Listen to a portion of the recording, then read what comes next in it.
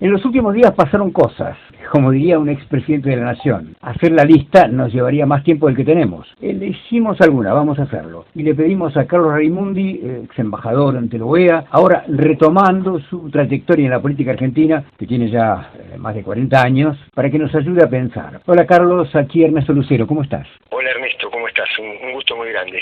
Permitime preguntarte por las declaraciones del presidente Milei. La primera entrevista televisiva que dio al regreso de su viaje por Israel, el Vaticano, la audiencia con el Papa y con la premier italiana Giorgia Meloni, que según informó, por otro lado habrían convalidado su plan económico y su gestión política. En relación al comentario que supuestamente le atribuye al Papa, un cura muy cercano, muy amigo de Francisco, cura Molina, dijo que eso no era cierto, que el Papa no se había expresado en ese sentido. Pero bueno, hay dos cosas importantes que dijo el presidente Milei ya aquí en la Argentina. La licuadora y la motosierra del ajuste, dijo, no se negocian. Y sostuvo que estamos muy cerca de su plan de dolarización de la economía, que incluso le asignó un porcentaje altísimo, 87,5%.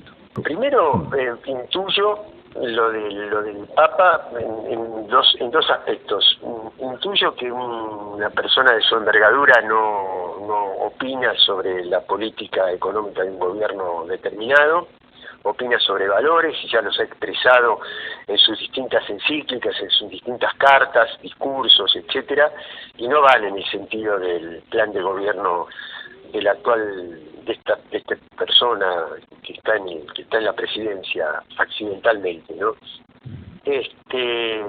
Y segundo, que coincido que el Papa tenía que recibir, porque él tiene un rol ecuménico que cumplir, y aún habiendo sido objeto de los peores agravios, él tenía que ofrecer un espacio a este señor que ocupa la presidencia. ¿Por qué digo por accidente? No porque yo no sepa que fue votado y que tiene legitimidad en el voto, lo sé perfectamente y valoro eso, pero también poniéndome en el documento de Cristina, una cosa es tener la legitimidad de origen y otra cosa es construir legitimidad de ejercicio. Y en lo que respecta al ejercicio de la presidencia de este señor, me parece que nos conduce al inframundo, lisa y llanamente. Porque un hombre que malversa los términos, que acusa de asesino a otro presidente y después capaz que lo va a saludar, como hizo con el Papa, que quiere quebrar nuestra moneda, que es un signo de soberanía, que es lo que nos permite desarrollar una política monetaria digna, autónoma, más allá de que hay que repensar que la moneda nuestra ha perdido valor, eso no está en discusión. Hasta los propios niños valoran más la moneda extranjera y eso es un dilema y es un drama para nuestro país, pero lo que hay que hacer no es terminar con la moneda, sino volverle a dar el valor que le corresponde. Una persona que nos conduce a ese plan, una persona que de una persona con necesidad piensa que no hay que ayudarla, o a una provincia pobre no hay que ayudarla, porque no fue capaz de sobreponerse a los desafíos que le impone el mercado, para mí esa persona es miserable, más allá de que haya tenido el voto de una cantidad de personas. Y lo tuvo por accidente, porque el pueblo argentino estaba tan aturdido, estaba tan saturado, estaba tan sobrepasado del desorden, que cualquier cosa que lo sacara de ahí, echó mano a eso. Y sufrió un accidente la sociedad argentina, y ahora hay que repararlo. Hay que repararlo volviendo a reconquistar, volviendo a hablar, volviendo a conversar, volviendo a contener, volviendo a acompañar y ofreciendo, obviamente, propuestas y un rumbo, ¿no? Un destino. Entiendo, pero lo que ocurre es que, como vos señalaste al principio, hay cuestiones que tienen un carácter de urgencia. Hay un aumento extraordinario de los precios de prácticamente todos los bienes de la economía, un tarifazo enorme que llega en algunos casos hasta el 150%, en el caso de la luz, aumento de los transportes, conflictos crecientes con los gobernadores a raíz de la suspensión por decreto del subsidio al transporte público de colectivos en todo el país. En fin, ¿cómo se resuelve todo esto que es una demanda muy urgente y por encima de cualquier consideración filosófica o explotación política, ¿no? ¿Cómo te parece que puede resolverse esto?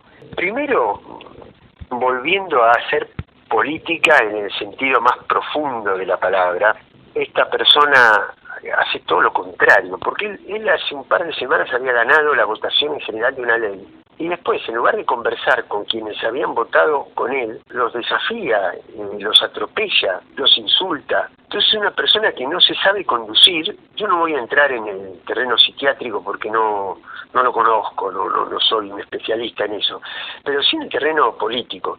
Entonces la política tiene que recuperar dos dimensiones en la cual está débil, que es la capacidad de contención humana, es ponerse antes que analizar, ¿cómo te podría decir?, científicamente lo que sucede, ponerse en el pellejo de una mamá que va a tener que ir a comprar una mochila para los nenes o una cartuchera ahora cuando empiecen las clases.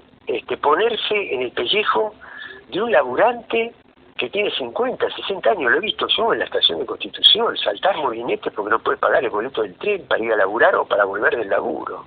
Y lo otro que tenemos que hacer es docencia, porque este señor y sus adláteres, Sturzenegger, Caputo, están pergeñando un proyecto que es generar una inflación tan grande que, primero, seca de dinero la plaza, no hay dinero, y como no hay dinero, la clase media, sobre todo, recurre a quemar sus ahorros en dólares. Entonces él seca de pesos y capta dólares. ¿Para qué? Para tener el plafón suficiente para poder dolarizar. Y la política tiene que recuperar ese rol humano que te decía, y en segundo lugar, su papel docente, su papel pedagógico, que es explicar qué es lo que está pasando, explicar a quién favorece lo que está sucediendo y ponerse en las antípodas de los valores que representa este gobierno y esta persona que a mí me cuesta tanto definirla como presidente de un país como la Argentina. Carlos, hay otra situación de riesgo importante, que es el inicio de las clases. Hay una decisión del gobierno también que parecería estar impidiendo el acuerdo con los docentes para que esto se produzca. Es más, le ha trasladado a las provincias la responsabilidad de resolver esto. Y hay varias cosas, Ernesto. Primero, que confirma que este señor que ostenta la presidencia de la nación no cree en una nación, porque una nación es una simbiosis, es una interacción, una retroalimentación permanente entre el gobierno federal y las provincias, los municipios. Entonces no puede decir que las provincias se arreglen, como es lo que ha dicho, porque además no es cierto, porque él le ha quitado la distribución del incentivo docente y del fondo educativo del gobierno federal a las provincias, pero al mismo tiempo mantiene las exenciones que tiene la educación privada. Quiere decir que lo que está haciendo es desintegrar el sistema de educación pública. Y por otro lado, el inicio de las clases tiene otro componente, que es la compra de útiles, el pago de las cuotas de las escuelas, el pago del transporte para el traslado de los chicos y de los propios docentes, que se va a juntar con el aumento de las tarifas de electricidad, con el aumento de los alquileres por la liberalización de precios, con el aumento del transporte. Quiere decir que el inicio de clases va a significar seguramente una proximidad de un punto de inflexión de la sociedad, porque no solamente va a repercutir en los sectores más empobrecidos. No digo pobres porque la Argentina no es un país que tenga que tener pobreza, sino que se la ha empobrecido como un hecho deliberado, no como un hecho natural, pero también de la clase media, porque la clase media sufre menos que los sectores más desprotegidos, pero crea más clima, forma más opinión, forma más atmósfera política, y creo que entonces estamos próximos a un punto de bifurcación, un punto de inflexión en esta sociedad, muy poco de haber sido votado un gobierno, ¿no? La pérdida de legitimidad es muy acelerada. No es que a mí me agrade, pero yo sinceramente no creo en la gobernabilidad como un término neutro.